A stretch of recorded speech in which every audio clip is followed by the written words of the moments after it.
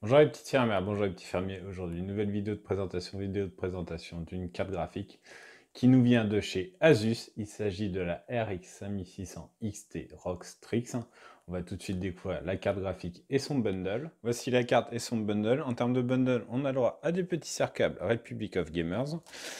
Au classique manuel, on va tout de suite découvrir ce qui nous intéresse beaucoup plus, c'est-à-dire la carte graphique en soi. Alors on retrouve un carénage très sobre, très gamer, avec du noir, un carénage qui est en plastique. Le refroidissement est assuré par trois ventilateurs de 88 mm. Et là, vous voyez au niveau des interstices, il y a des LED que vous pourrez paramétrer via le logiciel d'Asus. On va découvrir les autres côtés de cette carte graphique. Voici la tranche supérieure de cette carte graphique. On retrouve le Republic of Gamers qui sera rétroéclairé par des LED.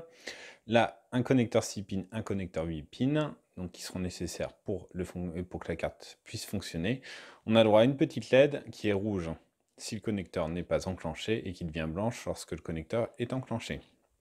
On découvre les ailettes en aluminium de refroidissement. Voici les sorties vidéo de cette carte graphique. On a droit à 3 sorties DisplayPort et une sortie HDMI. Voici l'arrière de cette carte graphique. On redécouvre les connecteurs 6 et 8 pins nécessaires à la carte.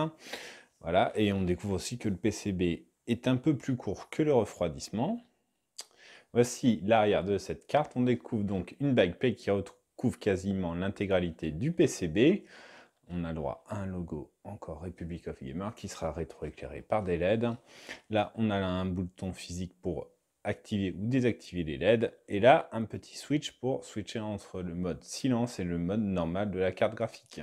Nous allons maintenant nous attarder sur les caractéristiques techniques de cette carte graphique. Alors, en termes de dimension, on est à 30,37 cm de long, 13 cm de haut et 5,39 cm de large. On est sur une occupation de 3 slots effective.